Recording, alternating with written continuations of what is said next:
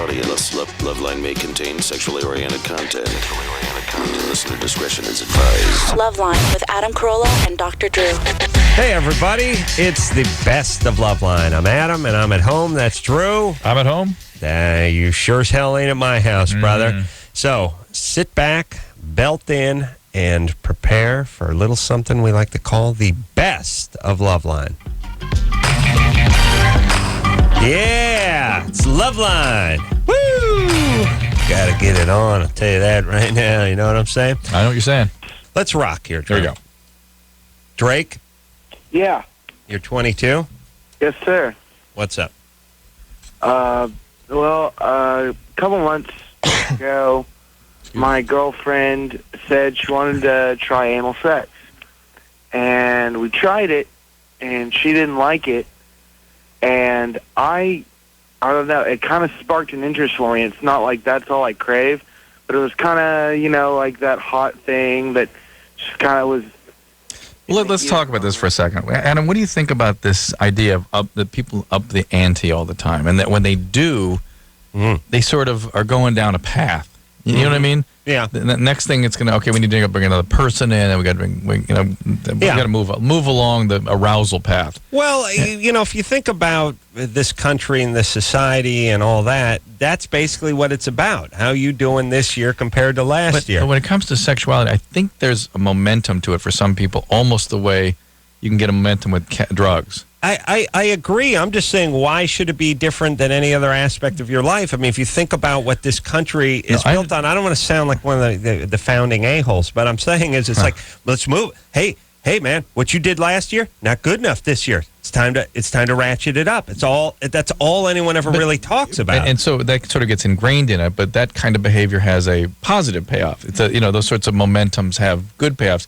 This kind of takes you spirals. I know, but I think it just bleeds into the bedroom. I agree, but I'm just saying here maybe it needs to be contained.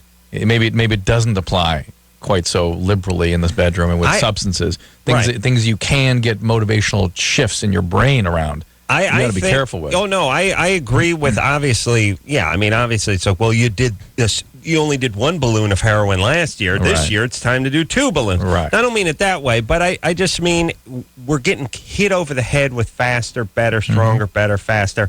And I think we're just sort of spiraling in that direction. Do you agree it should be contained in the bedroom? I do.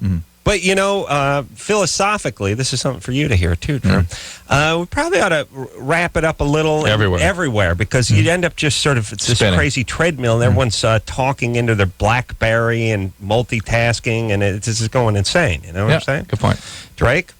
Yes, sir.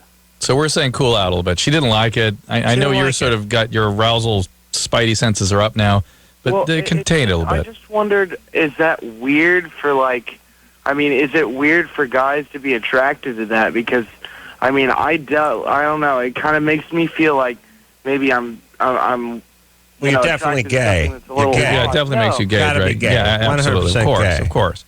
Now, look, we talked to a lot of guys that are into this or are attracted to it, and it doesn't mean anything. To me, it means that.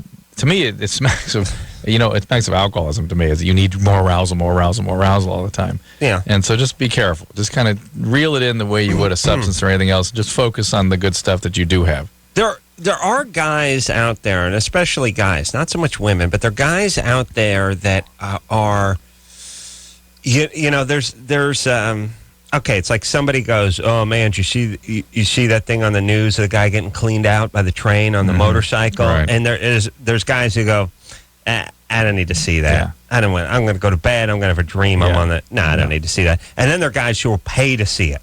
Well, and then need more after they've seen that.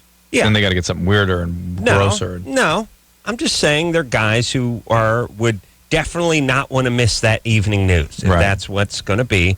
And there are guys who say, man, I don't need to see this. Right. I think it's almost the same guy.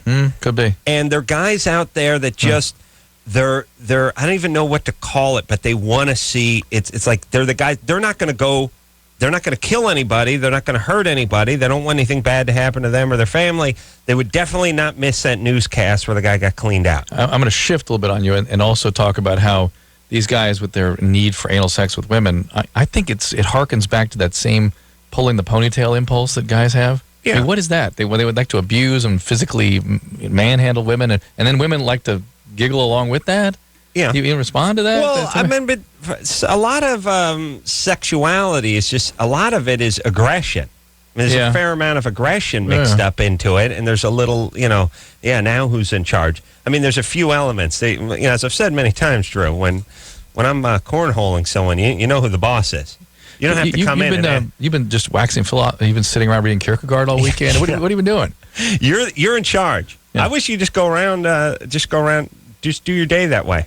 Yeah. Just what are you going shopping? What movie do you want to see? I want to see that movie where they drink wine. All right, we're going to see the Van Damme trifecta. You know what I'm saying? Yeah. It definitely puts you in charge, and I think that's another thing that guys like. All right, you ready? There you go. Keep going. Trey? Yeah. Hey, Adam. Hey, Drew. Love you guys. Trey, thank you. Thanks, Trey. Yeah, I've got a problem. I'm a commercial salvage diver, Wow. and I recently suffered decompression illness, the bends. Ugh. Yeah. Hold on a second. We may talk for 20 minutes. 20 minutes. 45. Trey. Yeah. Commercial salvage diver. Yes. All right, let's hear all about this. First off, the bends, called the bends because you bend over. Yes, That's what I like. I like a very simple one. You know where they got their name, Drew? I didn't know that. You know where it got started? The stomach. Just bend over. Yeah. Ouch. It must have been easy before there was all these CAT scans and doctors and cultures and everything. Like, what do we call this one? Well, the guy's attempting to blow himself while he's standing on the edge of the pier. Bends. He's bent. Bent or bends? Bent? Bends. Bends. Bends sounds good. Trey, could be the squats. What were the manifestations? The manifestations, I just completely clamped up. I started feeling tingling in my hands, clamped up, and they took me to the hyperbaric chamber. So you didn't have any skin reactions or joint reactions or anything like that? Just joints just started muscle. Feeling kind of weird, and by the time that happened, I was stabilized. And you generally do things to avoid this, I imagine? Always have tried to avoid. And did you come up too quickly or something? Or what happened? There was an accident. I was doing a saturation dive where we were down for a very long period of time in which we were completely saturated with nitrogen. Mm-hmm. And there was a mix-up when I was getting lifted to the surface, and I came up too fast. Wow. Dangerous. Yeesh. Yeah. What were you doing? We were doing some salvaging on an old ship that had a car on it, and so we had to go grab that. Ooh, I may weave this into my new story. Well, now, hold on a second. Perfect. Awesome. We got to keep talking. Now, let me say a few things. First off, here's where they invented the bends is when they were doing, I think, the Brooklyn Bridge, and they were digging caissons, and they had to dig those caissons deep into the bay. Yeah, people were getting the bends not in the water. Coming up. They were getting the bends by going into this air chamber, this caisson, and spending too much time down there. Right. And then coming up, and everyone was like, people were dying of it all the time. Trey. Yeah. All right, I got a lot of diving related questions for you. No problem. Before you get, let me tell you something. Let me tell you a story. You like this too. I had a guy that was a recreational diver. He came up and he had sort of red marks over his knuckles, and he had a little bit of discomfort there. It was like it persisted for 2 weeks after he dove.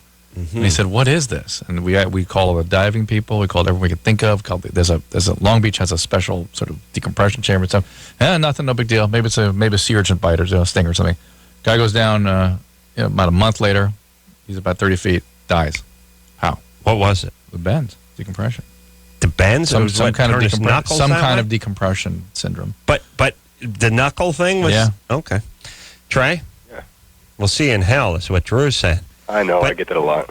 But now, how deep were you on this dive? We were trying to salvage this car. We were at 90 feet. And what kind of ship crashed that had the car on it? It was some old yacht, actually. They were trying to bring this car over to one of the San Juan Islands.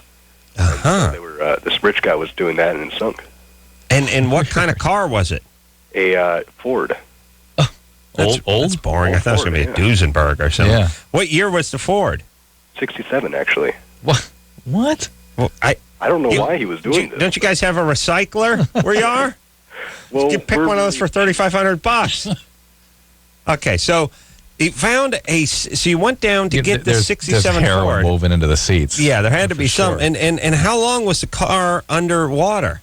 It had been underwater, we think, for 2 years. by the 2 time we years. located the ship. And how bad a shape is a car? I know it depends where it is and how cold the water is on, but 2 years on it. Can you bring it back to surface and work on it and get it, restore it? You couldn't restore it, but it's pretty good scrap money, and you can sell the pieces pretty nicely. Something's missing. How do you get it to the surface? We use these big lift bags that we hook up, and if we have to take up piecemeal, that's what we do. And you take the lift bags, fill them with air, and then float it up? Hook them up and let her rip. And they'll float a car to the top? Yeah, if they're big enough. And then how do you get them out? And then you just hoist? We have hoists on the back of ships that we use to lift them up and take them back. Now, what else? What's the coolest thing you've salvaged? Coolest thing I salvaged was this ancient old Buick from the 30s. It actually restored perfectly. No, you do lots of cars? Lots of ocean? Actually. We get a lot. You do a lot of cars? A lot of cars. You did an old Buick? Yeah, it was so cool.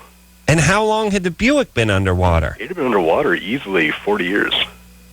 Hold on, I got to talk to Drew. What? Well, no. How come the Caddy that was from '67 had only been under the water for 2 years, but just good for parting the thing out? The Ford. Sorry, the Ford for 2 years. But the Buick was. The Buick's been under for like 40 years, but it restored perfectly. Colder water? I don't know. Well, maybe the Ford wasn't worth the restoration. Right. The Fairlane. Trey. Yeah. Why? And wasn't the Buick covered in like barnacles and stuff? Was it a mess? Actually, it wasn't, because it was still in really good packing. It was one of those Connex containers, and it was really wrapped up tight, and so it was okay. Wow. Ooh. What kind of Ford did you pull up? What kind of car was it? I actually don't know what kind it was, because we just scrapped it. All right. And, wow, there's money here. Well, let him ask his question. All right. What's the deepest you've ever been? Deepest I ever been, officially or unofficially? Unofficially. Unofficially. Deepest I ever went was 180 feet unofficially. Oof. Wow. Crazy. You know what's crazy? It's those free divers. Oh, God, those guys are insane. They go down like 300 feet? Oh, doing what? I think I heard 400 feet once, but I'm not. Doing what? They hold their breath and go down 350 feet. Chicks. Hot chicks. What do they do down there? They set records. Go down and come back up. They do down there. They do welding on oil derricks. What do you mean they do down there? They come back up again. Wow. They go all the way. If you Chris, punch up free diving on that computer. Okay. This time tomorrow, we're going to have an answer for you people. I used to free dive halibut. We'd go 30 feet. And that was a huge deal. I mean, the record's probably into the close to 300 feet. Okay. So what's Trey's problem? My problem is I cannot get an erection now. Since the bends? Since the bends, I have been unable to get an erection. How long ago was the bends? The bends was 7 days ago. And what else? You got a congested sinus infection or something also? Yeah, I've been coughing and stuff, and I've been having congestion pretty bad. Are you taking something for that? Just stuff for the symptoms, but... Like what? Just a little bit of Robitussin and some codeine-laced stuff. Well, codeine, that's it. No erections. There you Really? go. Yeah. No boner with the codeine? No boner with the codeine. Bet I could get one. So that's why he's not having erections. It's probably not to do with the bends. All right. But they'd be interesting if it were, because the bends can cause actually tissue damage, and so you might want to kind of check that out if it persists after you get off the codeine. You know what my dream is? My dream is to be underwater and breathe. No, not dream. I'm fantasy.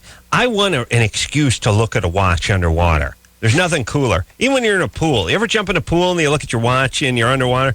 Now, here's what I want to be. I want to be like in the ocean. I want to be kind of deep, and I want to do that thing where I point at my watch to you. You know, I do this thing. I do like 2, and I do like that, and I point at the watch, and you do, and I set the thing. And I also want to have a knife in my mouth at some point. But not when you're free. You have a regulator in your mouth when you're diving. You can't have. Oh, yeah. No. Oh, okay, Yeah. okay. The point is just to point at your watch and to really mean it. Like you have to look at it underwater. You think you'll ever be in that situation? I used to do a lot of diving and stuff. Scuba diving? Yeah, I used to do the free diving frame with scuba diving, and he'd always be going. He'd telling me how long he's got. Pointing at the watch. Yeah. But you didn't point at your watch. He pointed his pressure gauge. He'd point at the pressure gauge. No, you need to point at your watch. Yeah, so you need a big, hefty, big, thick rubber band on it, and you point at it. Look at this. But you don't say anything because you know. No, you know. It's time. Wow. Drew going after halibut. Yeah, I used to be halibut. Free driving. Yeah. Free diving. Good. What'd you hit him with? A spear? Huh? How big? What's the biggest one you ever got? Probably about 12 pounds. Not 12 big pounds. ones. There were some big ones out there occasionally. But Nice. Yeah. Oh, man, that's true. Passionate man. Hey, speaking of which, I have a quick request from our listeners. Hurry. Again, for Discovery Health Channel, we're looking for people to be on that show. Looking for people who have sort of sexual hang-ups because of germs. They're afraid to have oral sex, a French kiss, that kind of thing. And people who are fearful of saying letting their spouse or partner see them naked. All right, Chris, what's the record for free diving? You know? I'm looking it up right now. Yeah, Adam, please. How can Chris be doing what I told him to do the second time I ask him every time? Like if I say, here's the thing. What's the date today? The 15th? Yeah. It was January 15th. If I said to Chris, I need you to look this up and be January 15th. If I came back 4 years later and said, well, what's the answer to that question? He'd say, hold on, let me get that. It's the 16th. I'm getting to it. Yeah. Okay. I'm looking it up right now. 400 feet, Anderson. Engineer Anderson says. Nuts. 400 feet. And you know what? Chicks do it. Tanya Streeter does it. There you go. 122 meters is what it was. 122 meters. Wow. 400 feet. And by the way, anyone's ever been out in the ocean, look down and see what 60 feet looks like, you'd go out of your mind. You can't see the bottom. You just get 60 feet. Yeah, 400. Yeah. Here's the deal. Hold your breath. 3 minutes, 38 seconds. Wow. Her That's heartbeat was huge. yours, Corolla. It was like 60 beats a minute. They go down on a sled. They go down, pulls them down. Then when they get to the bottom, pow, they pull this, nitrogen cartridge or something in a balloon thing, and it shoots them back up again. But you're still going down 400 feet. And there's a great story about this really hot, like 20-something-year-old chick. Yeah. I mean it. She exploded? Set the record. Had this, like a husband who free dove. Went down. They were going for the record, but it wasn't like sanctioned right. He screwed up the balloon thing. Boom, went down. Thing didn't go. Uh-oh, so that was that. Couldn't get back up. Ugh. Died. Ugh. Yeah, bad times. Good-looking chick. Long hair. And she was the one that died? She was the one who died. Geez. Yeah, and then they were going after him because they said you didn't set it right, that was murder, and it was crazy. God. Someone's going to make a movie out of this. All right, should we take a break, Drew? Please. 400 feet, everybody. Ugh. It's like a 35-story building, just straight down on a cable. There's a movie called The Big Blue that's all about that. It's a French film. It's very good. Yeah, I saw it. But it was, I think it's about 10, 14 years old. Drew, I get around. I know Bucko. that. Let's take a quick break. Did you find it, Chris? How many feet, buddy? 400 feet. Oh, 400 feet. Excellent. That's what I'm talking done. about. We're going to take a quick break. When we come back, Drew, who do we talk to? Why does her vagina stink? Yeah, that's Savannah after this. Thank you for calling LoveLine. Your call will be answered in the order it seems interesting. Call LoveLine. Call 1-800-LOVE-191. Ready for something new? Try Durex tingling condoms. There's sex, and then there's Durex.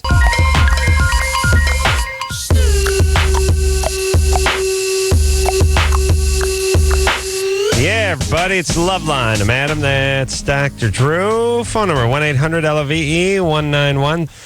You know, I was thinking about today, Drew. What's that? Talked about it before, but it's been a number of years. My nephew, not my sister's kid, but my wife's sister's kid, got a fractured hip. Oh, my God. Hit with a hockey puck. Oh. Kid's like 16 years old. Anyway, I think he's going to be okay. But he can't sleep because he's in pain, and he sleeps on his side or on his stomach. And, of course, the hip's effed up, and he's got to be on his back.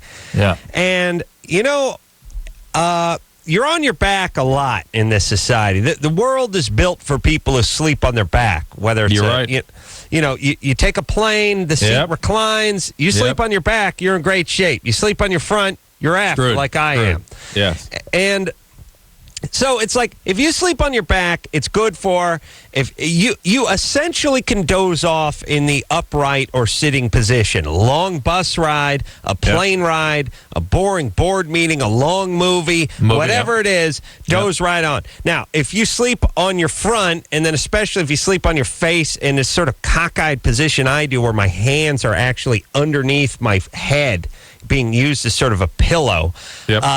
And if you do that, then you get in the plane seat, you recline the plane seat, and then you proceed to try to twist over. But, of course, you're being bent backwards. Like, essentially, if you want to sleep, you can do it, but from L.A. to New York, you're going to be in the down dog position. It's like some sort of a retarded yoga lotus position, and you're going to wake up in worse shape than you were. It's actually worse, because the only thing worse than actually not sleeping is trying to sleep and tossing and turning all over the place, and you got your face mashed up against the window and stuff. You're trying to tuck your hand, and you're using your jacket as a pillow under your head.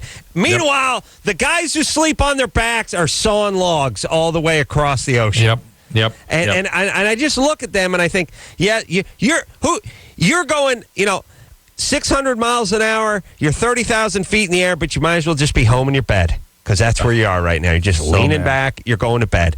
And I thought, and it's better for your back. It's better for everything. It's better for your skin. Like, I'll get a zit or something, or ingrown hair or something on my face or my cheek because I sleep with my face mashed up against. And then, of course, no, it's because of your hands. Your hands are mashed up against your face. All the stuff on your hands gets on your face. God knows the oral fecal route has never been wider open. Oh, yes. And then secondly.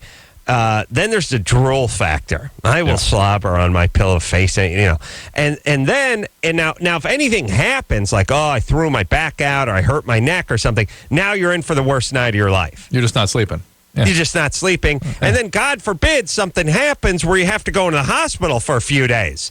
You're just screwed. It's like, listen, you might just dart me like a rhino. Otherwise, I'm going to be lying here staring at the ceiling all night. So I thought, what an advantage sleeping on your back is. What a huge thing. And I thought, two things. One is, I swear to Christ, you get hold of your kids, flip them over, Drew. Go into the room every night and just flip them over. You could turn them over. You could turn them over and flip them over and work them. And my buddy Chris, he was a belly sleeper until he beat up somebody on Pacific Coast Highway, and the guy ran him over in his Volkswagen. As I recall, he ran him over 3 times, right? Well, he ran him over enough to have some internal bleeding and stuff, and a fractured arm and stuff. And he had to go to the hospital. He had to stay in the hospital for like 2 weeks, and it converted him over to his back. Wow. Well, because if you think about it, you take a 19-year-old guy and you put him on his back for 2 weeks, he's converted. Why should it be any different than, quitting smoking? Right. You know what I mean? It's like the first couple of days are the hardest, right? Yep. Well, then you're converted. The younger, the better. Yep, you're right. I would like to start a sleep center where I flip people over. Yeah, learn to sleep in the position that you will need your whole life. You know what I mean? Learn to sleep in the position that the man has forced you to get in almost every situation. I don't care if you're on a subway, a bus, or an airplane. You be on your back. And folks, if you sleep on your back and you're flying to Singapore, pop a Xanax and let the good times roll. Now, I start a facility where I'll flip you. I'll flip you. And the first thing we got to do is and this is why I'm talking to you, Drew, because I need a physician. People aren't going to do it. I'm going to have to drug them up pretty good. I see. They're going to have a lot of muscle relaxing. They're going to have to be like rag dolls. And then I'm just going to start flipping them. And I'm going to get a bed that actually starts to pivot and turn over. So they just spatula. Big spatula flips them over. But after, 10 days, they're on their back, and that's it for the rest of their life. No back problems, no slobber on the pillow, sleeping. I predict you will take flights just to sleep. Adam, you may not even have to travel. You'll just go get on a plane. Draw it. You'll be a genius. You'll be a genius.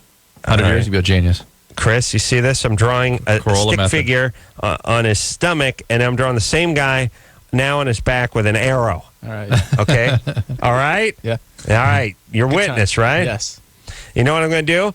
I'm going to send this to myself. Yeah, so perfect. it's dated. It's got a postmark on it. Perfect. All right, let's talk to... Hey, I have a quick thing first. Yeah. Again, for my television program, I'm looking to talk to couples who have a fear of having pregnancy a fear of having sex while pregnant. We talk to those people on LoveLine all the time, where the guys are fearful of screwing the kid up, or the women feel ugly. We want to talk to that couple on television. So we talked to him. We talked to that guy last night, didn't we? I know, it's interesting. Yeah, we talk to them all the time. Now, of course, Noah will call. No way. Yeah. Lacey, Yeah. you're 12. Yep. Do you sleep on your back, kitten? Maybe. Yeah. Boy, talk about not I getting can answers actually on do the show. both. I can actually sleep on my belly or on my back.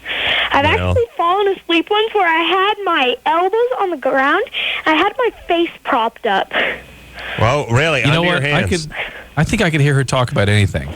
Yeah, It's we just like the your light in her enthusiasm. voice. Yes, just read the dictionary to us. All Go right. ahead. I'm What's a up? redhead. I'm very sociable. Yeah, all right. What's Back up, to that Lacey? verbal expression issue you're bringing up. Well, earlier. she's 12. Give her Okay, a break. 12. Okay. Jeez, my daughter's 12. Oh, my God. What's the problem? Oh, my God. This is going to freak me out, whatever it is. Yeah, because your daughter could be calling the show. Or one of her friends or something. Oh, my God. Lacey? The humanity. Yeah, well, I'll tell you how you know it's not one of your daughter or one of her friends, because ice skating's not come up yet. and we're a whole minute and 11 seconds into the call. Go ahead, Lacey. What's your question? There's a guy in my class, and I like him and everything. Mm-hmm. Like, I want him to actually like me. And so I don't Yes. have a way to get him to, like, notice that I'm there and, like... Now, it says here you had... I'm just drifting off. It says here you had brain cancer. Brain tumor on my optic nerve, 5.5 years. What did you have? 5.5 years. Did you have a craniopharyngioma or something? No, What was it? a benign brain tumor. What kind? I have no clue. Was it like a pituitary tumor? I have no clue. Okay. it What must did have they been a do? pituitary. Did they get it with the gamma knife? I actually went down to Cedar Sinai. And what did they do? Did they operate or they just put you on medication? Hello? I had brain surgery. My brother's making me laugh really hard. Did they go through your lip to get up to it? No, they actually cut a scar from the bottom of my ear Yeah. up to Okay. my Forehead. head, up Yep. to the top of my head, and pulled my whole face forward. Yep. I have That's a nice. picture of my 3-day black and blue eye. Wow. Okay, and you want to get the attention of a guy that is he a Well, friend what, of yours? so what? Did they get it? Yeah, he knows that I like him. I mean, 'cause- No. Did You shouldn't sweat the small stuff. They get the Come on. tumor. Everything's okay? yeah, 6 years All out, right. no sign of returning. Was it All an right, baby doll. arachnoid cyst? Does that sound familiar? It's kind of a weird location for an arachnoid cyst, but No clue. It was No? on the All right. optic nerve. all right. All right. Anyway. So and they check you every once in a while and see if it's coming MRI? back? MRI. BFD. Yeah. All right. So what's They're up? so fun. You'll have fun tomorrow. Don't worry. Can't wait. Yeah, listen, I had one of those MRIs. Like you put your head in a trash can and some guy beats it with a wooden spoon for 40 Right. minutes. It's horrible. Too bad. No, All right. I So didn't like listen. it. Do you think this guy likes you, or is he a friend of yours? He's actually one of my the guy that sits next to me is his best friend. Can you talk to him or send a message through the guy that sits next to you? I'm actually comfortable talking to him and his friend. So All right. Well, just Well, sort of- here's what I don't understand, Lacey. You're very outgoing, and you're not scared to present yourself to people and have a conversation with people. Yeah. Maybe you should talk to him about how you feel about him. yeah, because he's into like other girls in class. Because I've called him and I've had like my cousin 3-way and like ask him. Later, a couple more years, that 3-way will mean something else. Trust me, I know what you mean. No, right, easy, trust me. easy. Oh no. Easy, baby. Easy now. No, come on. I'm Easy. losing it. All right, Okay, Drew, here's the Drew's a deal. 12-year-old is freaking. Here's the deal. It's okay to talk. What does it mean when you have a boyfriend 12 years old anyway? It just sort of means you kind of hang out Now? a little bit. Relax. Easy. All right. Oh, my Actually, God. my ex that just dumped me because he has to go down to Hollywood for like 5 months for acting, we would go to the movies. I went to his house. Right. So maybe you should ask him out to let hang her out finish. like that. I think that's enough for me. I know. He went to Hollywood to act, huh? I know. My ex, yeah. Your ex. It's nice. I don't know. I can't even imagine calling it an ex at age 12. I know. What are you in? Are you in the 6th grade? Yeah. All right. All right, so here's the thing, Lacey. Let's be realistic about this whole thing. The guy knows you. He's seen you. He's spoken. He always looks at me because his friend sits right next to me. Right. Always looking at me. Right, but that's like saying he's always looking at me because there's a seagull on my head. Right. Do you know what I mean? It's like that doesn't help you any. He's always looking at you, yeah, because his buddy's right next to you. And you're always staring at him. And you're staring at him. But he's well aware of you and is not and doesn't seem to be interested. Is that correct? Yeah. Okay. But at 12, you never know. I mean, a lot of 12-year-olds just are not into girls. They just aren't. Well, but he seems to be chasing some of the other girls that are in the class. Maybe they're chasing him. I've actually talked to him about it. All right. Yeah, go ahead. Yeah. I would either just let it go. Wait a minute. What did he say when you talked to him about it? Because my cousin called, and he's all like, she's weird. She wears glasses and she has red hair. Ew. Okay. Well, listen, Lacey, one day you're going to find a lovable nerd who will give you the kind of love that you deserve. Yeah, if this guy ain't it. Yeah, he's giving you sort of a no, don't push it. Do not push it. It's okay to have a crush at a distance. Don't get obsessed about it. Just move on. And Lacey, here's the thing. This may be the first time this has happened to you. It happens to everybody multiple times. It'll happen. It really again, does.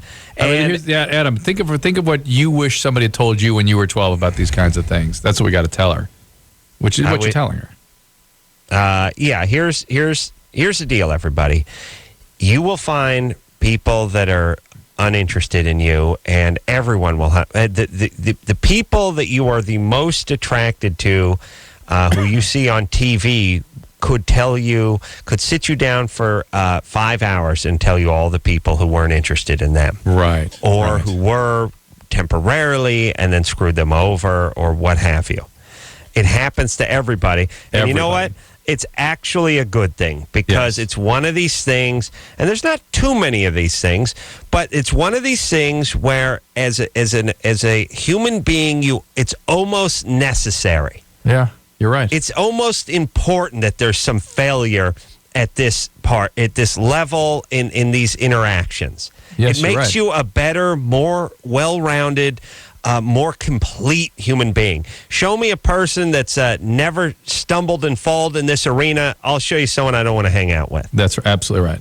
I'm with you. And someone who makes me sick. Son of a bitch. You hang out with your friend Chris still. Yeah, my buddy Chris, yeah. But at least he lets me, smell him down there. Oh, my God. I'm being honest. All right, take a break. I'm being honest. That's all I can be. All right, Lacey, it's as I suspected. This guy's not interested. You don't watch all those Disney movies that makes you think you can flip this guy over by putting on new perfume, or somehow he's going to look at you. And all these movies, it's somehow, he's ignoring you. He's going after the head cheerleader. And by the end of the 90 minutes, he's realized he's in love with you the entire time. Doesn't happen. The only flipping over that occurs at the Corolla Sleep Centers. Otherwise, that's it. That's right. Now, it does happen in 33 years when his waistline gets like 8 inches bigger than, when he starts wearing the 44, 33 Levi's. And his testosterone level drops by 80%. Yeah. He starts getting mammaries and high circulating estrogen, and his hair falls out. Then he's into you. Good times. All right, unless he makes some money, and then he's not again. All right, we'll take a quick break. Sorry, it's true. Take a quick break. Be right back after this. LoveLine will be right back, so get your problems ready. LoveLine is brought to you by the American Legacy Foundation. It's free, it's informative, it's powerful, it's truth.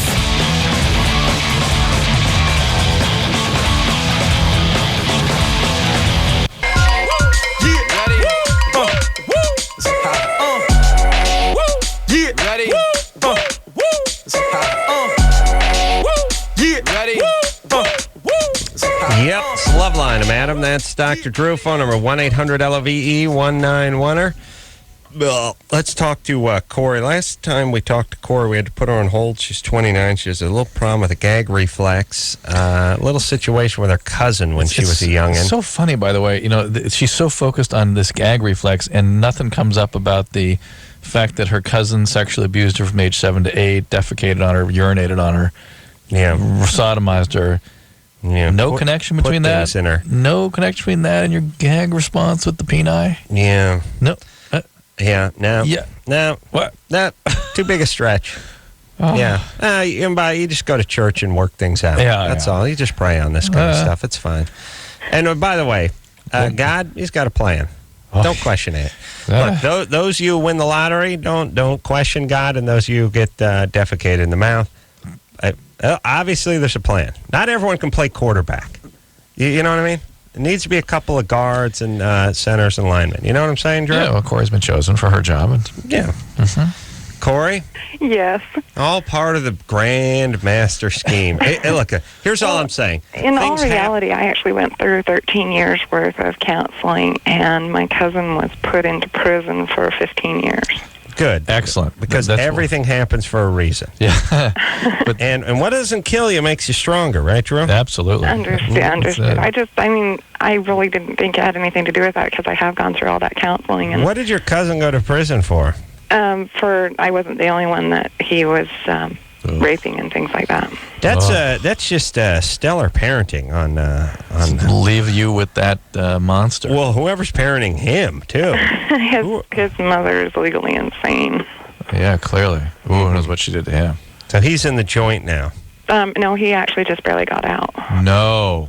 Oh my God. What's he looking for? Me and there's about 7, 8 others of us that weren't happy about it. We tried to protect it. That does not sound like a rehabilitatable condition. Hey, he's on the man, Drew. That is a pit bull with a biting problem. Yeah. Yeah.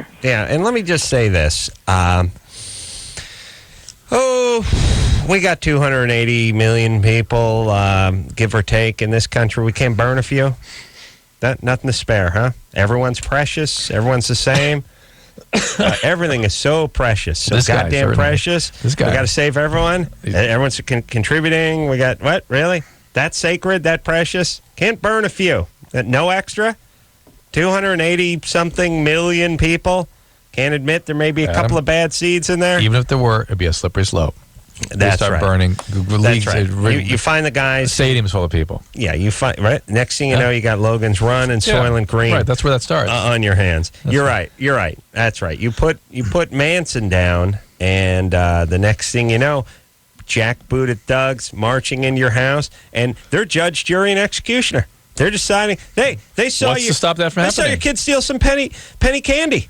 They're going to put him down. And you for being the parent. That's right. And there's nothing anyone could do to stop it. Well, because you threw open that door. Slippery slope. Yeah. Here. You know what I like? Here's, according to the slippery slope people, we can do nothing then. We can never do anything. Right. We can do zero because everything is sort of the starting point. Everything's a starting point to a slippery slope. If you slope. move past the starting point, movement. You can't go anywhere. No, there'll be no kind of profiling at all. No kind of physician-assisted suicide. And there's no anything. We can't do anything because remember, they can't have any gun regulations or anything. We can't have a guy grow a marijuana plant. We can't have marijuana for medical use. We can't do anything because it's just an opening to every kind of slippery slope. That's it. There you go. We'll do nothing. But Corey, I think you ought to think in terms of any and all weird things that happen to you in life, in terms of weird hang-ups. Somehow, I think the odds are pretty good that it's attached to all that horrible stuff. So God bless you. Having so much treatment, though, because of the simple fact, I've never wanted to do this before. Well, here's some of the things are not. You can't. Some of these things are sort of fixed. Some of these things are in you. Yeah. Look, you got backed over by a pickup truck. How do you get over it? You walk with a limp. That's all. You make the best of it. So basically, your husband doesn't what I got and enjoy it. Yes, your husband doesn't want a blowjob. He's not beating on you about it. No, he's not interested. You're somehow hell-bent on doing this, even though it's so traumatic for you. And to me, that always smacks of somebody looking to relive a little of that trauma. Because then when he participates with you, you can freak out and get angry with him. No, I've never gotten angry at him. I've gotten mad at myself, but I've tried not to let it show to him. All right, well, all right. Wherever that ends up spilling out, it's going to go somewhere. Yeah. Just leave it behind. You can keep going with the therapy, by the way. Yeah. Not going to hurt. You won't do any damage. By the way, you never, it's not like niacin. You can't do too much of it. You know, like sometimes you take supplements and it seems like a good thing, but once in a while you take a little too much of the niacin, you start burning up, and then you've overdone it. Next thing you know, you got diarrhea. Therapy, not like that. Don't ever get diarrhea from therapy? Not really. You can flush sometimes. Yeah. But no dumping. You will, actually my therapist had to flip the cushion on his sofa last week. Well, but it did come out of me. The point is it doesn't matter. It's not like you're going to get too much therapy and ruin it. You'll be fine. Get a little more. Jeremy? Yes. You're 20? Yes. What's up? My girlfriend is pregnant, and I was wondering when it was time to cut off sex.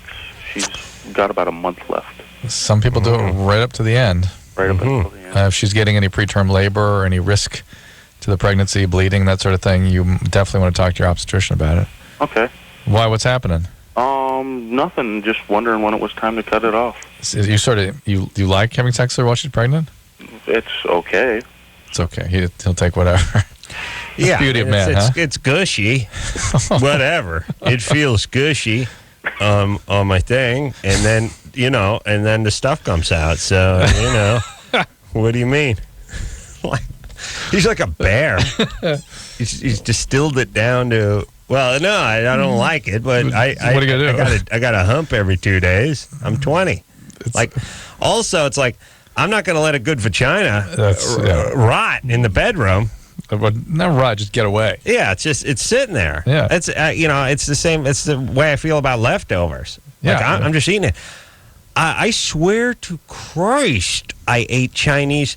I actually did the math as I was eating it last Friday night. 2 weeks.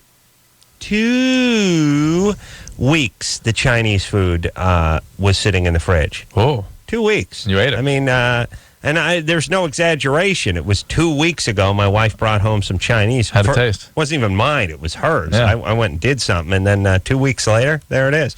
Well, hey, here's my thing. If it doesn't taste bad, I'm eating it. Chinese food looks pretty elaborate in terms of preparation. Yeah. Don't you think they keep it for like 2-3 weeks anyway? Just heat it up on the microwave. That makes it a month old. Yeah, that's what I'm saying. Yeah, I don't know. All I know is a few sprinkles of tap water, a paper plate thrown over the top, and pow in the microwave, and it is it springs back to life. It's like you've reanimated the cashew chicken. Found some in some Sumerian tombs. Yeah. Still good. Mm-hmm. Yeah, the paleontologist actually just hit it with a flashlight and then just ate it. Mm-hmm. Yeah, 2 weeks. And literally a millionaire in 2-week-old Chinese food. And? Good. Fine. I'm here. Yeah. The point is because of my horrible upbringing, I can't toss food. Yeah. I can't do it. Now, my wife, who had a mom who cooked, her thing is like, I'm not eating Chinese. Throw it out. Oh, it's either throw it out or leftovers is like, I ate that last night. Yeah. I'm not eating it tonight. My thing is like, I'll eat it every night until it's gone. Why do they keep it, people like that? What makes them bring it home even? She had it ordered in, I think, and just ordered too much. They just don't know what to do with it. Yeah. And then it just sits there. Like, there's no way. They had a plan for tomorrow morning. Here's the thing about people that grew up with folks cooking for them. They're not going to eat the same meal twice in a row. That's number one. So even if they think they are. Yeah. You know what I mean? Yeah. Oh, they'd like to think they were the kind of person that did. Hey, I'm going to eat the leftovers tomorrow. And then tomorrow comes around. Not going to do it. I'm not going to now, do it. I ate that last night. Here's the catch-22. Yeah. They're not going to eat the same thing 2 nights in a row. So that's out. Yeah. Then when the second or third night rolls around, it's now too old. You see, that's been in there for a few days. I ain't eating that. So, therefore, leftovers sort of mathematically eliminated from your diet. Yeah. Now, the thing about me is, if you made a thing of lasagna the size of Montana, I would just eat through until it was gone. Because there's no way I'm chucking half of Montana worth of lasagna. I got a huge dose of that in me. Ironically, well, that's just cheap. And and women tend to have less of that. It's like, ew, it's moldy. It's like, cut it off. Yeah, so what? Tastes good. No, I know. That's why it's like the cheese is covered with hair. Well, then we have to cut through to the core, through the good and part. I pull out a Tic Tac size piece out of a wheel of cheese that weighs 80 pounds, size of a Space Saver. Spare. You still end up nibbling the moldy stuff. And I end up eventually I get to the moldy stuff, but I eat it from the inside back toward the mold, so I don't get to the mold. Right. And then it starts smelling like someone farted on my head. I stop. That's how it works. And of course, I've always got the thing. What do you think penicillin is? Yeah. Oh, yeah. They love that. Chicks don't go for that. Yeah, my wife doesn't go for that at all. And I don't think, partly it's because they don't have to. You show me, by the way, a finicky kid or a finicky adult. I'll show you someone who had a lot of choices and a lot of catering going on. Here's the deal. Watch the show Survivor. Yeah.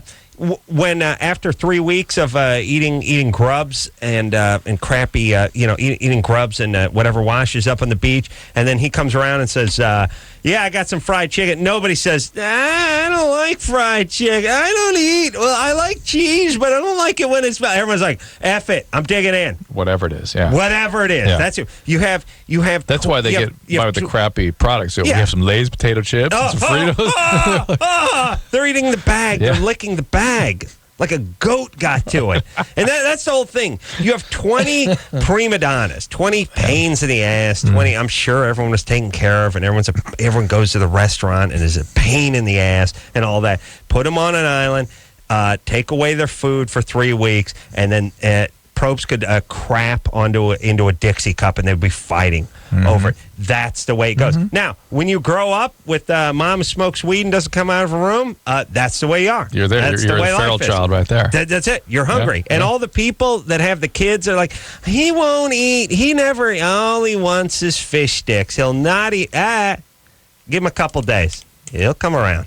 He'll be eating that cabbage. That's right. You just get him hunt. Just think about the people on that island. There's nothing you put in front of them after 3 weeks that they're not diving on. Absolutely. Nobody ever says, like, they don't even come close. Like, well, I was hoping for ribs, but burgers will be, hot dogs, whatever. Yeah. Start shoving it in. Well, and then they're shoving the grubs and stuff in, too. Yeah. They'll go for that, no problem. Yeah. That's all you got to do. You can break your kids, everybody. Oh, yeah. You can break them.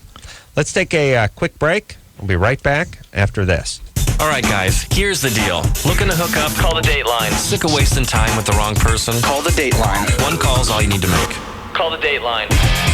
1-877-889-DATE. If you need help, call LoveLine. 1-800-LOVE-191.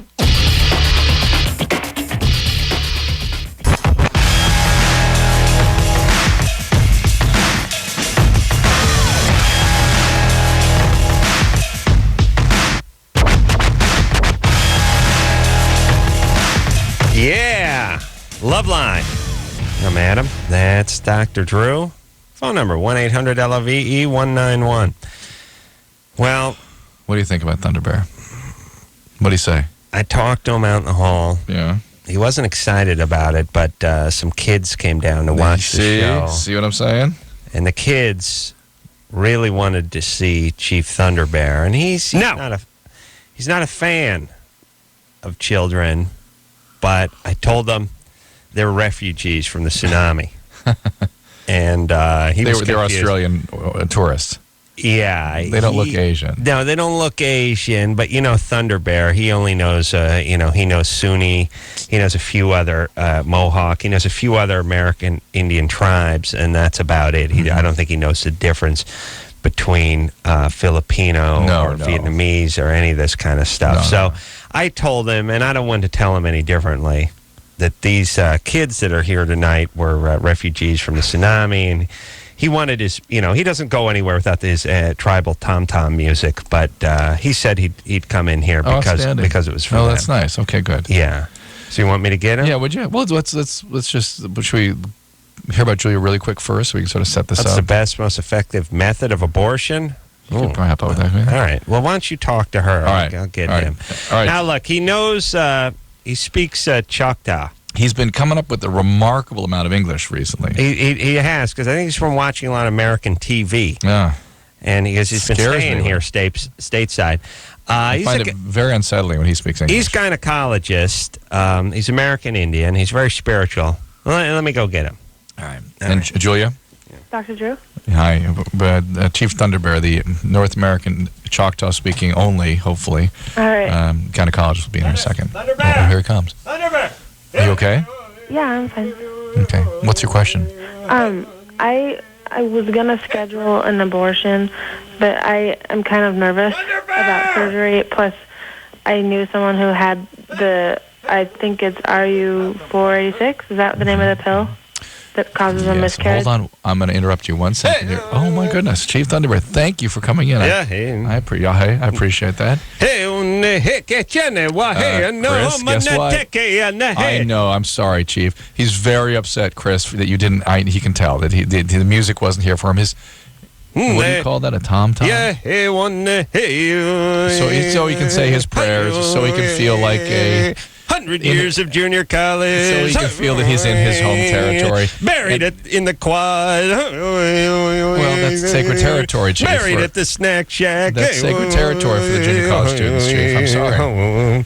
Hey, thank you for the blessing. Yeah, hey, with the rain dance. I know. Yes, it's been wild weather, and do you have an unrain dance? Can you perhaps do for us? No. We'll get back to the girl with the abortion. Okay, yes. Okay. So yes, Julia's calling, and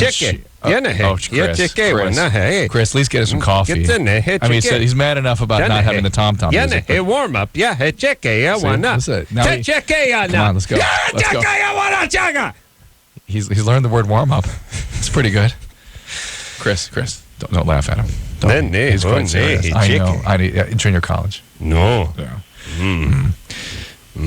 Not a check. Yeah. It's a big problem in our country. Yes, I know. Sorry, but you could straighten them out. You could show them some crafts too. There could be a Chief Thunderbear line of technical schools even. Yeah, think about that. Yes, learn to hunt buffalo. Yes, okay. So Julia is looking for she has a friend who had an abortion, chemical abortion with probably RU486 or something like that. Drink poison stream water, and papoose come shooting out. Okay, and what's your question, Julia? I was just wondering what do most people do? I mean, obviously you're not a woman, but is the hang on, the Chief is offended. Hold on a second. Hang on, Julia. Hold on, the Chief. The Chief is looking to the gods in the skies. He's looking for strength. Yeah, he's looking for inner strength, so he doesn't yell at Julia because he too has experienced pre-op transsexual. Well, he apparently has been in touch with the soul of both men and women, and in his spiritual journeys. Threesome reach around. I beg your pardon. So, Julia, what again is the question? I'm kind of concerned about the pain factor, and I'm really squeamish about surgery. I don't know if that would be the best route for me. A vacuum. Do you know what most people? I don't know what the data is, how it breaks down right now, but you're in the first trimester there. Chief, would you agree? First. I'm 5 weeks. 5 weeks. I think. Go ahead, Chief. I'll translate. Translate. Okay. You're early in your pregnancy, and there are a couple of options. One other thing, you can have a vacuum abortion. Chemical abortion.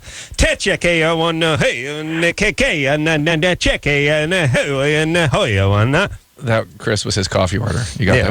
You got it? Chris can't go to Starbucks tonight. It's raining too hard. Okay. No, latte extra. Sorry, Chief. But Julia, those are the basic options, and continue. Well, and the chemical, the chemical option is not so bad. They actually, there's some bleeding and cramping for a few days afterwards, but that's about it. And the vacuum, you're done immediately after the procedure, but it is sort of a surgical procedure, but very, very safe. Yeah, wet, dry, dustbuster. What about? Well, the Chief was wondering, what about adoption? What about actually having the pregnancy? Yeah. I wouldn't. My boyfriend wouldn't want to give it up, and I don't want to really have a baby. But you Thunderbear raised by wolves. Why are you grabbing your breast when you say that, Chief? Given up as young papoose. And you breastfed at the teat of a wolf. Suckled the teat of wolves. That's what gave spirit I bet. Fighting power. I see that. More coffee, please. Oh, my God. Your English is getting very, very clear. That's why good at Tetris. Dr. can I ask you another tiger. question really Yes, quick? Julia. Rear of buffalo. Even though I'm terminating, I've been getting pretty strong cramps anyways. Yeah. Is that like a bad sign for pregnancy? Well, Chief, you'll agree with me, it could mean an ectopic pregnancy. And so What if you does that get mean? bleeding and the cramping gets severe, you need to go to a hospital right away. But What you does might, that topic mean? Talk, consult own medicine, man. tubal pregnancy Oh. in the tube. And so it's something to be very cautious about. That can be quite devastating if it gets really going. And it's time to go quick. You know, as soon as possible, go to a place, you know, that has proper counseling for this sort of thing. Yeah, I was waiting to see if I can get a medical coupon from DFHS. Oh, boy. Well, let's do it quick. You don't want to get through that past that first trimester. Teach off government. Okay. Thanks for your help, you guys. All right, Joe. Good luck. Yeah. I too. Yes, I know. I have mixed feelings about helping somebody with an abortion. Like that. I know. Abortion's not a good thing. Next president. Well, no, probably not. Or at junior college with Chris. More probably. But nonetheless, I think adoption is something that should be encouraged. I agree with you. Thank you. Well, thank you for the blessing, and thank you for the help with Julia. And yes, go ahead. Return to Tetris. Yes. And Chris, next time, have the music, have the coffee. Chief, please. I've never heard him curse anybody before, but he is, grow head and ground like onion. He is putting a curse on you, Chris. I'm sort of chilled and have goosebumps. It's a scary thing. May you slip in buffalo flop. Until this minute, I didn't know that the chief was Yiddish. May you have wet dream and teepee tonight. Chris, don't look away. Look right at it. It makes it worse. May tomahawk get rash on it. Chief. He just didn't bring you coffee. Relax. I gotcha. I know the music. I know. It's tough. Yeah. Well, just think of the music when you're out playing Tetris. How's your wife? Well, which one? All of them? Wow. Squaw, pain in ass. Oh, your teepee flooded? Teepee flood. Oh, my goodness. I'm so sorry. Teepee flood. Squaw, no listen. Pain in ass. Well, interesting. Should have been aborted. You said that Adam had a problem like that with his wife, too, where she wouldn't check the drain and his pool room flooded. I know, just like you. Oh. Sorry. Okay. Well, Tetris. It'll calm you down. Enjoy, Chief. She sit in teepee, watch TiVo. And Thunder Bear, labor like Mexican in rain. He is in quite a way tonight. More cursing. Same for Chris. More for Chris. Oh, boy. Kick one Tetris. Okay, enjoy. Thank you, Chief. Chris, what are we going to do? You need one of those like dream catchers or something to sort of fend off evil spirits because, boy, he was, a bad way tonight. There he goes. Oh, he's going to go Chris Corolla now, too. That was harsh. Okay, well, let's take some more calls here anyway. Hey, he was in quite a way tonight. How'd that go? Chris, how would you say that went? Not so well for me. Yeah, he was cursed, and he cursed his wife. He was really really? Yeah. He didn't seem like he was in a good mood. Yeah, he has a lot of women. He's a passionate man. Yeah, they had a Super Tramp, where they're playing a superset of Super Tramp over there in Arrow. Oh, so I didn't good. catch much of it. Yes, listen to that. Yeah, good. All right, you ready to keep going? Here we go. Vanessa? Yes, sir. Yes. 19? Yes. What's up?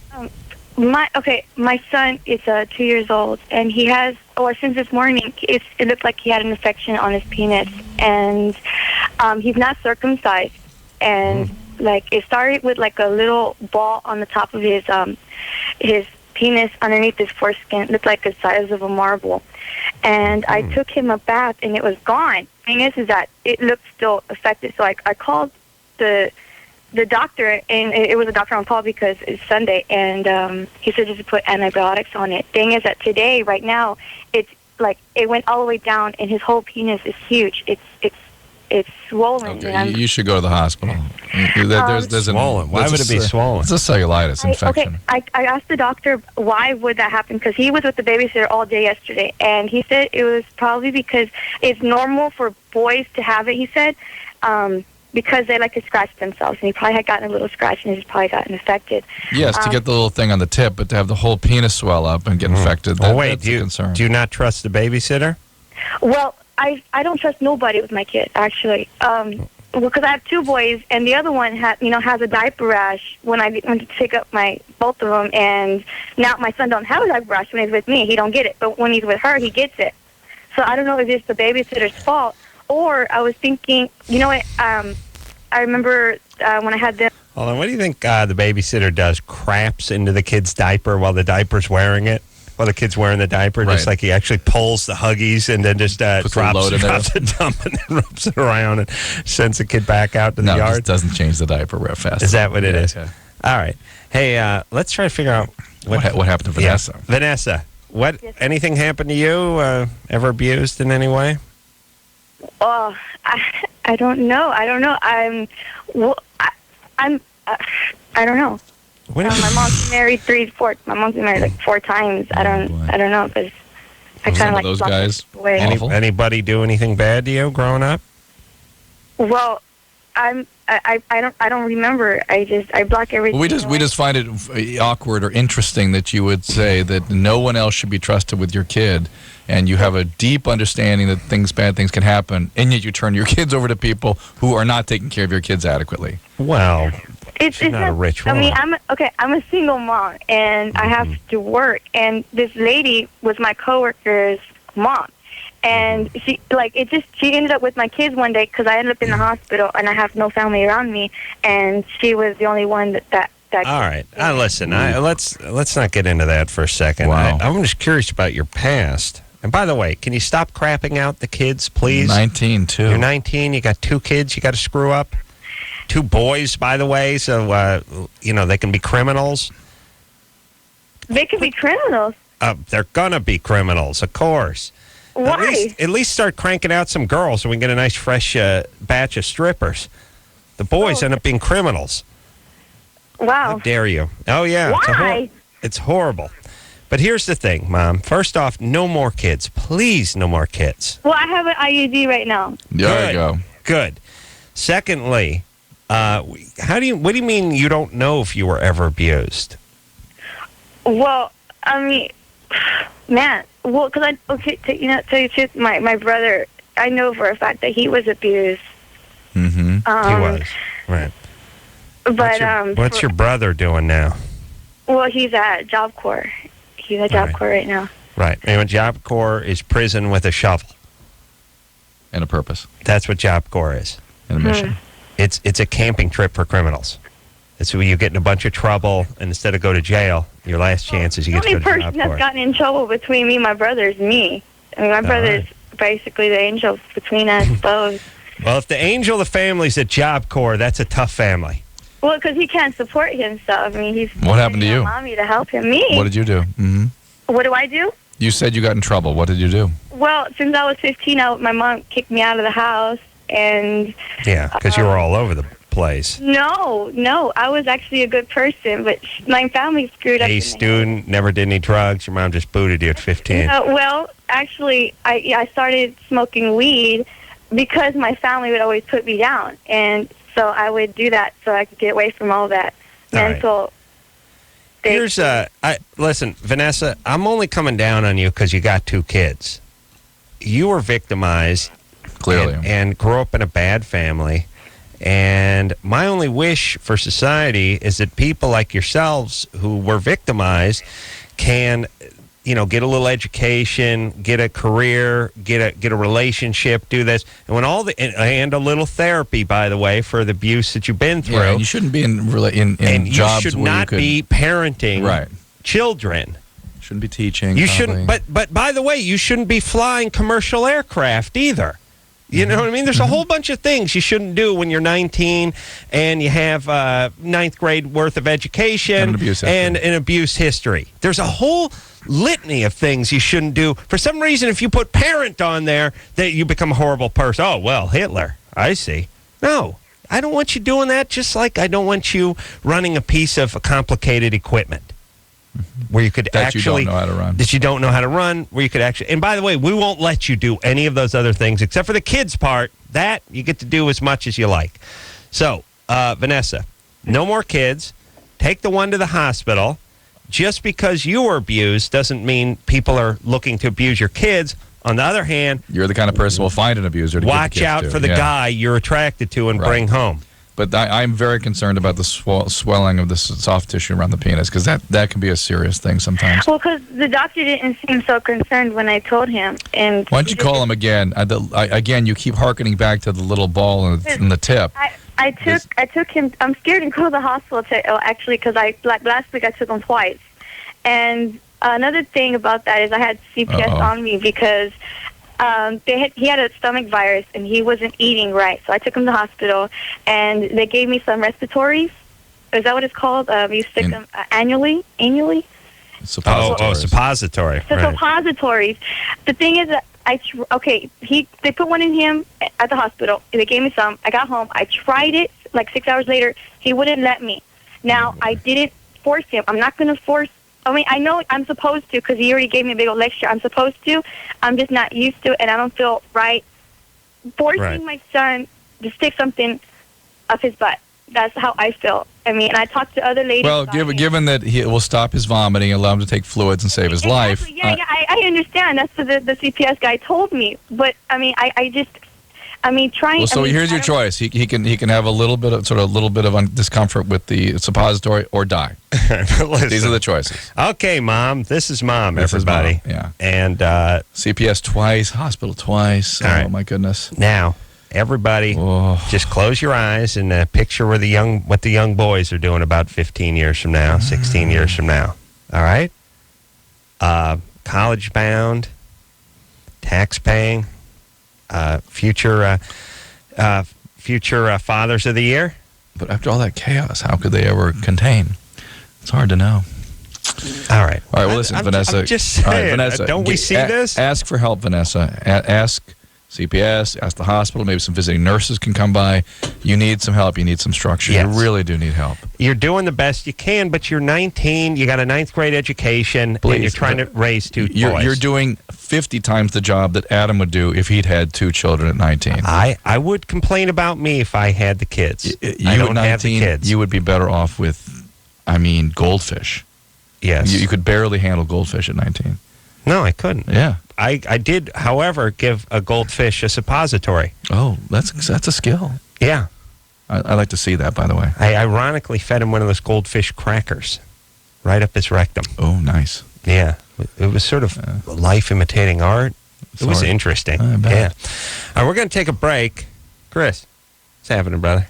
What's up? We'll take a quick break. Hey, watch out for Thunderbird when you go back out in the hall. Yeah, don't. If you're going down the hall, don't head toward the Jock Lounge. Right. Head toward the arrow, where the vending machines are. All right, take a quick break. Be right back after this. Dude, you got issues. Call LoveLine. 1-800-LOVE-191.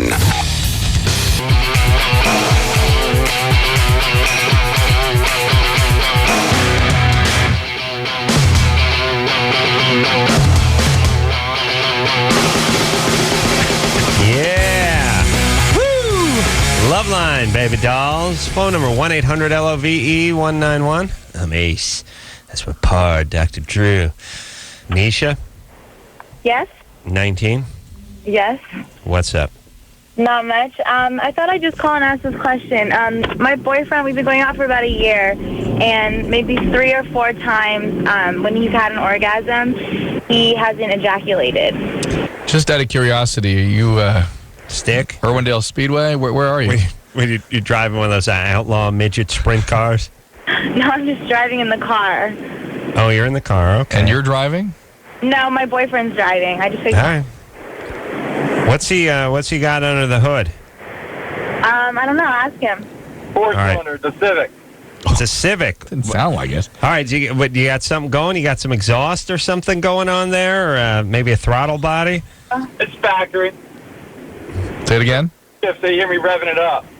Oh, okay. Bone stock, huh? Fully stocked. All right, fully stocked. But I like a guy, by the way, hold on, let me say this. you know what drives me nuts? Everything drives me insane. But no doubt. I drive with people, when I drive with someone who drives a stick, I may have even yelled at you for this, Drew, which is the guy who shifts prematurely with the stick. Yeah. He puts it in first. He gets up to like 1,400, 1,500. Then it's into second. Yeah. And then he gets it up to like 1,600. You don't yell at me. Okay. Then he's into third. And it was like, now we're in fourth gear. We're going 28 miles an hour. And it's like, the engine's just filling up with carbon. And then I feel like an idiot. Now I'm not sure what to do. Now I sit there and I'm like kind of looking, and they do it again, and they're going. It's like they're practically like going from third to fourth. Like, I just imagine you reacting the way you do with the Ranchero music, like, just cut it out. Yeah, you just start yelling at the driver. I sit on it for a while, and then it's like, then the next one is like, I try to come at it from a helpful standpoint. Like, it's better, get a lot less carbon deposits in there if you you're talking to your mom's friend. If you were talking to me or something, and start yelling, screaming at us. Okay, but it just bothers me. I like the fact that Nisha's boy goes ahead and turns a few hours before he shifts. But he's got a dry ejaculation. How many times has this happened? Maybe 3 or 4. Is he on any medication? No. You sure? Yes, Positive. Don't even take aspirins for headaches. And do you masturbate a lot where there's sort of nothing left kind of thing? No, I don't. I barely masturbate at all. Okay, we got no. You have nothing to talk about? Right. First, he's made no car modifications whatsoever. Yes, but he's revving the engine. All right, but he won't take aspirin. I don't like that. And then he didn't say he doesn't smoke pot or drink wine. Nisha, what's your man's name? David. David. Uh-oh. Okay, and now how do you know he has an orgasm if nothing comes out? Because he sounds like he does and he says he does. Because I asked him, did you have an orgasm? And he said, yes, because I assume he doesn't. But David, you know what I'm talking about? Have you had one recently before that and you sort of have nothing left? No, because it's just started happening to me within the last year, and it's only been with her. And it may be something called retrograde ejaculation, where the ejaculation goes back up into the bladder. Makes you gay. No, it doesn't make you gay. Yeah. And that can be, positioning. It could be medication. It could be just you. Or it may be that you have been having sex more frequently than your body can kind of keep up with. Mm-hmm. It happens sometimes. All right. But that's a lot, though, it's usually not dangerous, is it? No. And I'm sure it's not like, when you're 20 years old, you can have sex 8 times a day before you run out of sap. That's what I'm saying, yeah. I don't think that's what's going on. I think it's a retrograde. Well, did he really have an orgasm? He experienced a sensation. That's not a question for male. You know what I'm saying? That's not something. I'm not sure. Well, nothing came out though. Did he just have a weird? But every once in a while, you know what I'm saying? You have this weird sensation, and it's sort of like something happened. An almost orgasm. Yeah. All right. But again, that's from masturbating too much. Okay. I heard you the first 10 times. Mark? Yeah? You're 19? Yes, I am. What's up? Hey, so my girlfriend is 15, and she's got an amazing sex drive. Whoa. She's 15, and you're 19? What are you doing with a 15-year-old? Banging her. We met, we started spending time together. And okay. Hold on a second. Thanks. Get the notes, Adam. Oh, see. Yeah. Met. Started spending time together. And then started having sex. That's how it happened. Oh, okay. All right.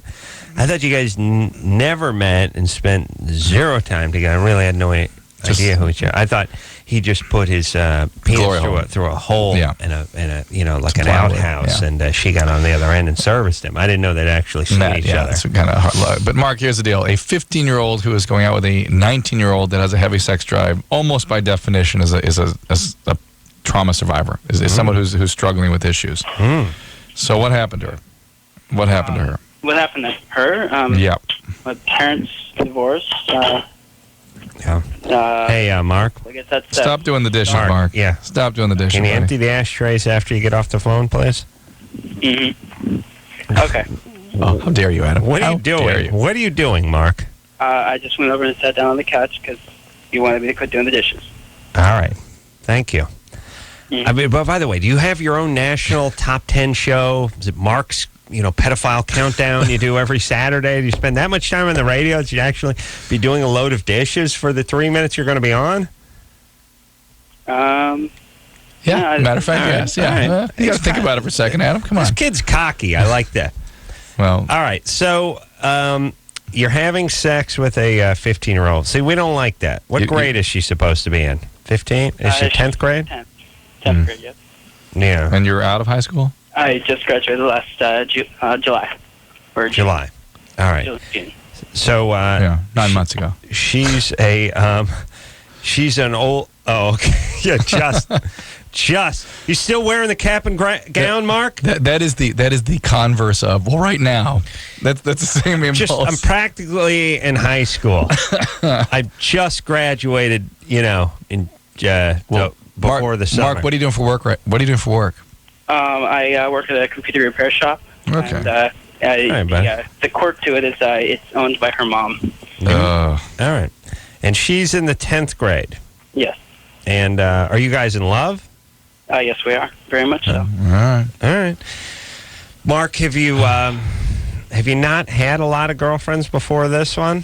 No, she's actually my first. All right, hold on. I'll put that together with the computers. Yeah. All right, here's what's going on. Yeah. This isn't your usual this isn't the guy with the El Camino and the primer on the fenders. No, this is the comic book store owner. Yeah, he's Simpsons. a computer guy. Yeah. This the nerdy guy who really emotionally, even though he's 19 chronologically, could be from an experiential standpoint, is probably younger. It's 13 or 14. He's got a little bit of that little antisocial feel to him. Yeah, he's got a little angry nerd to him, as most nerds do. But he's getting laid, and he wants to talk about it. Yeah. And that's basically what his question is. He wants to broadcast it. Yeah, because what's his question? Well, let's ask how frequently. Maybe he's just sort of bewildered by it. But by the way, guys like this aren't dangerous. Well, he may be, though. I'll tell you where it gets dangerous. Later on, if she's a chick who's worth anything, she gets in the 11th grade, there's some senior guy who likes her, she realizes she's going out with the nerdy guy, she dumps him, and then he freaks on her. How often is it that she wants to have sex, Mark? More than I do, and that's generally something like 4 times on a good day. 4 times a day? Mm-hmm. See, A good day. What's a bad day? A bad day is just once or as schedule allows. But on a good day, it's generally. Well, Mark, give me what's the average? Average. Don't give me your personal best. What's the average? Personal best is way high. Average. Average, just by schedule, the time allowed is average number. Twice a day. Twice a day. All right. And you would like to do it less than that? I'm actually happy at 2. All right. Well, then he called to say he gets laid. He's been dying to say that for the last 4 years. He's been watching all his classmates get some. Your average is 2. You want 2. Where's the problem? There's no problem. She's perfectly happy going many more than that, and I'm usually finished before she. Well, that's because you're a great lover, Mark. I still worry that she's bipolar or a trauma survivor or something. Oh, she is. She's bipolar. Yes. Oh, okay. All right. Well, there Mark, you go. You're exploiting somebody who's got some issues. Just make sure she gets proper treatment. Yeah, I do everything I can to help her with that. Okay, no, we know. As don't get her pregnant. As situations like this are that we don't like, this is amongst the best. Yeah, you're fine. Just you're taking care of her. You have a conscience. She dumps you in 8 months. Don't get freaky on her. But realize that some of that excessive sexual activity may be hypomania, and if she's a trauma survivor, it's very difficult for her to sort of feel satisfied sexually. She'll go into these periods where she's constantly obsessing about it, and then she'll shut down completely and not be interested in it. Yeah. Robin? Yes, hi. 26? Yep. What's up? My problem is that my boyfriend, who I've been with about 2 years now, when we first started dating, I had been with a lot more men than he'd been with women. He'd only been with one other person besides me. Uh-oh. So Drew's now, fanning himself. Yeah, go ahead. So hot in here. I know. Go ahead. Now the problem is that we're having a huge trust issue in our relationship, where he's told me that he still doesn't trust me because he thinks that I was a slut and a whore back in the day, and that he thinks that people don't change, and that How many guys have you been with?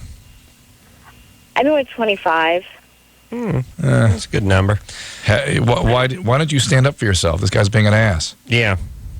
Well, I do. I tell him that, people do change, and when a long time. Well, Robin, it's not even about changing. You don't need to change. Were you cheating on these guys? No, but, I'm not proud of my number. Yeah, but listen, here's the deal. He's trying to shame you. And here's the deal. Also, by the way, he feels inadequate. There's envy in this too. Of course, a certain amount of envy. He wishes he had the same number. Of course. Here's the thing. As a guy, you want your number to be higher than your woman. Yes, that's it. And I don't care if you're 4 or 40. And in your 20s, you have energy about that. And you have energy. And he has energy about it. Now, here's the thing. You guys end up arguing about whether he comes at it from a sort of pragmatic standpoint, which is, hey, I'm just worried you're going to act again. Yeah. Who knows when your vagina's going to strike again? Your vagina could pounce at any moment. It's a wild vagina. Who knows? It could. I picture your vagina up in a tree. And by the way, men have weird fantasies about women and their penis sexuality. Comes walking by, Drew. The vagina's up in the tree and pounces on it like a cougar. Happens all the time. Yeah. No, he's not really worried about that. He feels shame and inadequate, and he's going to thrust that onto you. Yeah. And then you're going to engage him in this retarded argument about, we've been together for 2 years and I've never cheated. Yeah. Yeah. Well, not yet, you slut. Oh yeah. Oh, what an asshole. Oh, and look, just an asshole. According to your average, 25 guys lost your virginity at 16. You're doing 3 guys a year up until when I met you. So that means you've probably done 3 more. You've probably done a guy in this time we've had this argument. The reality is only about 2 guys a year. Yeah. And she probably went to college and probably had her thing in the early 20s, that many women have. Yeah. Yeah. Well, that's 2 points something a year. But, yeah, the point is, I don't know when she lost. Well, it's fine when she lost her virginity. Here's my point. Don't engage him in this argument. No, put it down, Robin. I will straight. When did you lose your virginity? By the way, I lost it when I was 18. 18. Getting closer to my 3 number. By the way, all right, it's 3. You guys been going out since you were 24? Yeah. So it's 3. 6 years. 4. Ooh. It's 4 years. 25 was her number. Oh yeah. 18 to 24. Oh, times 12. Does you have 12? 6. Wait a minute. 18 to 24 is 6 years. Yeah, yeah. Oh, wait. 4 guys a year. Oh, 4 guys a year. Yeah. All right. Oh, yeah. Good times. Okay, listen. Oh, we got a problem. Robin, here's what you need to do. Are you listening to me, Sweet Pea? I'm listening. Don't dance with him. You will be doing him a favor, and I wish someone would have done this for me when I was 27, full of piss vinegar, and so does every other guy secretly, whether they admit it or not. Here's what it is. Look, here's what, when he comes at you that way. I'm not cheating on you. I've not cheated on you. I'm a committed person. I'm committed to you. There's many, many, many women who have done this and worse. I never cheated on anybody. I was just having a good time. People in their 20s exploit one another. And this is what people do when they're this age. Now, you want to be my boyfriend and you want to focus on moving this forward? Shut up. Or do you want to just do the foot drag routine and live in the past? Because you will, and this relationship will end, not because I cheat, but because you keep harping on me. No, I totally would. I hear what you're saying because it makes sense. Because I see a lot of he envies a lot of the fact that he was kind of the Metallica geek, you know. Yeah, he was a nerd. He didn't get laid. Yeah, he was. He was kind of the nerd in school, and I was the cheerleader. Yeah, you're in demand. He feels inadequate. He feels like he can't hang on to you. He's scared. Here's the deal. He's going to screw this up. If he doesn't, he's going to sabotage it. You got to just put it down. And if he can't let go of it, then he needs to go get his number up there. You better tell him he's got to let go of it. Yeah. Or he will become a self-fulfilling prophecy. Absolutely. You will cheat and you will move on, and that'll be that. And by the way, enter Sandman. You will be. That's a Metallica song. Oh yeah. Yeah. Good job. Enter Jackman. You will be beating off, staring at your Lars poster back in your crappy apartment, and you know the one who's got the numbers. Going to add to those numbers. Sure. You're 26. You're a cheerleader. You do what you want. Arizona? Yeah, oh yeah. You're fine, baby.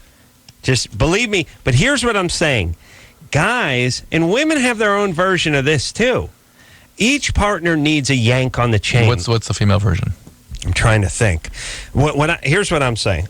Because see, women spin out. Your wife does the same thing, and we've talked about this before. I secretly believe that when the other couple spins out, I shouldn't say the couple, but the other partner spins out, they feel like a child or a pet that gets out of control. Yeah.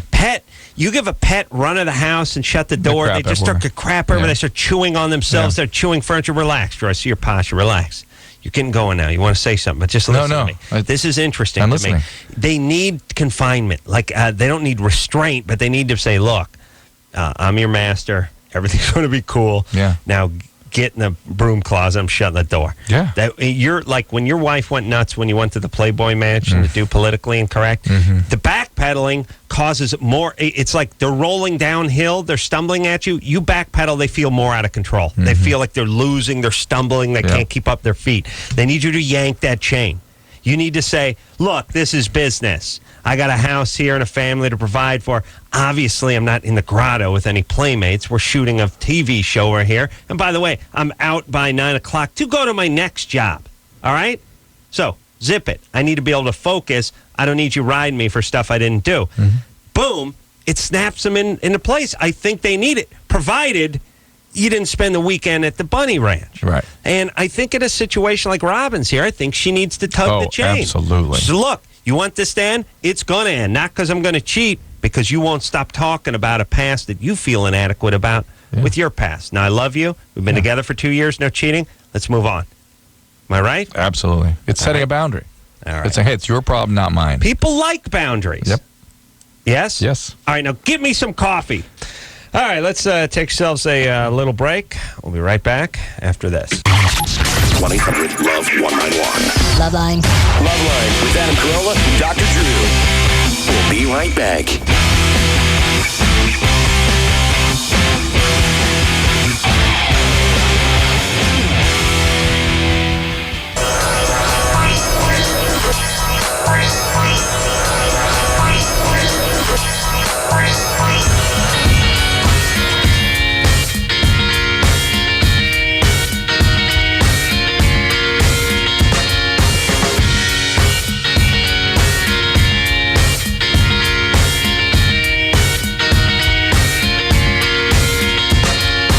It's LoveLine. I'm Adam. That's Dr. Drew. Phone number 1-800-LOVE-191. You know what my New Year's reso is, Drew? Stop smoking, stop your medicine, wine that is, lose weight, exercise more, be a good person, make more money, get a better job. No, you know what it is? More stretching. Stretch more. Because I'm convinced when you're on your deathbed and you think back, what should I've done more of? Stretching. Stretch. Yeah. Yeah? Yeah. Stretching would be good. Think out, Drew. Yeah. Drew. You're right. Drew. Stretch, balance training. Yeah. What if a person... what kind of training? Balance training. Balance training. Yeah. What is that? As you get older, your balance gets all screwed up. Oh, yeah? Yeah. Yeah. All right, what if every morning some chick in a unitard showed up, like one of those black, good looking but flat-chested, and a unitard showed up at your house every morning, just stretched your ass for like 40 minutes. Be good. You know what I mean? Yeah, it helped. Huh? Yeah, I got lots of and then whipped you up a smoothie, and then I gave you a BJ. Oh, okay. And then snapped you in the ass with a towel on your way to work. Huh? Fantastic. That's my idea of the good life, Al. That would be a great ritual. Yeah. Will? Yeah. You're 18? So here we go, Will. Yeah. Here we go. What's up? I've known my girlfriend for 2.5 months, and just recently had intercourse with her. Mm-hmm. And I couldn't finish. And actually Saturday night. This is the bogus call that he's building up to here. Actually Saturday night, she was able to get me to finish. Have you ever called the show before? No, I haven't. He sounds like that guy that goes, Yeah, all right. No, it's the truth. Okay. The truth? That. Is that him? Yeah. I don't know. That was Anderson. No, but I mean, that's him. I don't know. Drew, you remember our calls. I know. Let me tell you something. When I leave the studio, I shake my head like an Etch-a-Sketch and everything's gone. I know. Every night. I know. Gone. I know. Erased. Yes. I've noticed you do that about 4 times a day. And then every once in a while, someone goes, "Hey, remember last night?" And I go, "Shh, my pretty, don't speak. I don't ever want to talk about this show." Well, so, what's the question? Yeah, what is the question? I don't know what would be wrong with me not being able to finish in climax. You said she did get you to finish, though, the following night. The following night. All right, so there's nothing wrong with you. What I don't get is, why I can't finish, in the original night. You're gay. All right. All right, look, nervousness. Will, please. Will, what's your future hold for you, by the way? What are you doing? You planning on junior college? What are you working toward? Working toward getting a certification in auto body. Good. Okay. Good man. That's what I like. Going to tech school, right? Yeah. Yeah. You'd be pulling dents. Spreading Bondo. Well, you're just nervous that first night. Anxiety works against you. If you're on any medication, sometimes that'll work against. If you're doing drugs or stimulants or alcohol, that all works against your functioning. Yeah. Now, see, now I like. I'm in love. I'm in love with Will. You're fine with Will. We're at peace with him. Yeah. I don't want him wasting all the taxpayers' money and his time and society's time by going to junior college. No, you're right. Yeah. He's going to work on auto. I'm persuaded. Yeah. I'm coming around to your way of looking at the world. You know what I like? I like any commercial. I watch a lot of late-night infomercials. Anyone that has to do with pulling dents or fixing dings in cars, because the beginning, first they show you how you get a ding. Accident. They show shopping carts hitting your car. They show other cars hitting your car, as if you could never imagine it. Like my imagination is not wild enough to ever picture how a car could possibly get a dent or a ding. No. I don't know what you're talking about. It's confusing. If you said, those dings and dents you got in your cars, they have to show me a picture because I wouldn't know what they were talking about. I wouldn't know what they meant. It's the same thing with the cold commercials. I must see a guy sneezing with a red nose who's miserable so I can actually see what a cold is. Otherwise, I'd have no reference point. Cold? Does that mean it's cold inside his house? I don't know. I would get confused and shut the TV. Have to wrap a hot towel around my head to stop the sounds from coming in. But the first part of the commercial for these infomercials, like the ding doctors and stuff, first is, those annoying dents. And they show car doors opening into your car door and shopping carts. They happen everywhere, and they're expensive. And then my favorite part. Now you got the mechanic. He's smoking the cigar. He's got the hat, but the brim is turned up, and you're paying him. Right. And he's laughing. Yes. There's a huge pile of cash on his hand, and he's blowing cigar smoke in your face, and he keeps laughing. And his take is like, "Oh, no, keep it coming. Keep on." As if you guys never agreed on a price. Like, how much to fix my fender? 2 pounds of money. I'll just hold my hand out and I'll laugh and blow cigar smoke in your face. You just keep. And by the way, like you show up to get your car with like what an attaché case with like 35 grand. By the way, what a 20s. Great way to run a business. I'm sure you'd be thriving. Just laughing and blowing smoke in your face. Keep it coming. Yeah. As if they aren't all unsettled by insurance guys cutting checks and stuff. But I just love that cash, just peeling it off. And the guy's like, "Is that enough?" No, just keep going. I'll tell you when to stop. Yeah. It's great. But that's what it's like. That's what it's like when you work at a body shop, Drew. That's what I'm saying. Oh, that's good. You just blow cigar smoke in guys' faces, and you laugh maniacally while they peel off 20s and put them in your hand. And when it weighs so much you can't hold your arm out anymore, when they stop. No, you take a rest, and then it's more 20s, hold your other hand out. and then you stop, and you got a customer for life. Fantastic. That's how it works. All right, where are we going, Drew? Rachel. Oh, those dings. Got 40 seconds. Oh, those dings. Look at that. I would say, look, any commercial I'm making, I don't care if it's for cold medicine or dings, we don't need to spend the first goddamn half of the commercial explaining what happens when you get a ding or get a cold. Let's just get on to the product. Yeah. You know what I'm saying? Yeah. Who decided, by the way, that every one of these products had to spend the first half of the commercial showing nothing?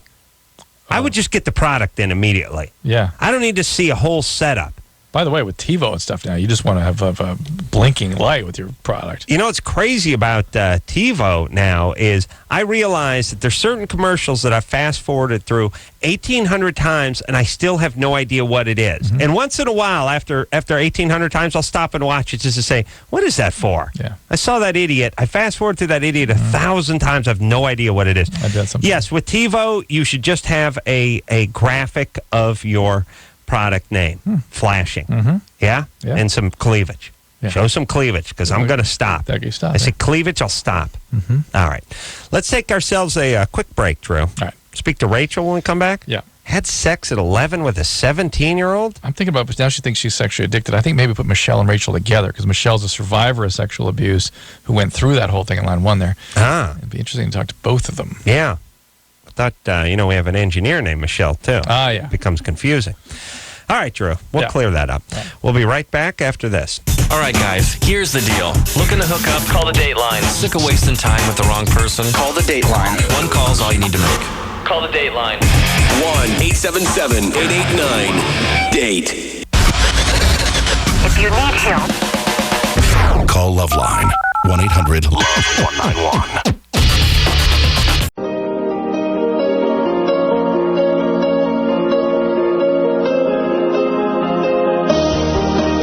Well, there you go. The best of LoveLine. Best is without guess. You've always said that, actually. Always say that. And here we are. And my great uncle Gustavo Eubangus used to say that. Yeah, had it embroidered into a quilt. So, until next time, this is Adam Carolla for Dr. Drew saying mahalo. This has been LoveLine. The opinions expressed on this show are not necessarily those of the staff, management, sponsors, or this station. The producer for LoveLine is Ann Wilkins Ingold. LoveLine is a presentation of Westwood One Entertainment.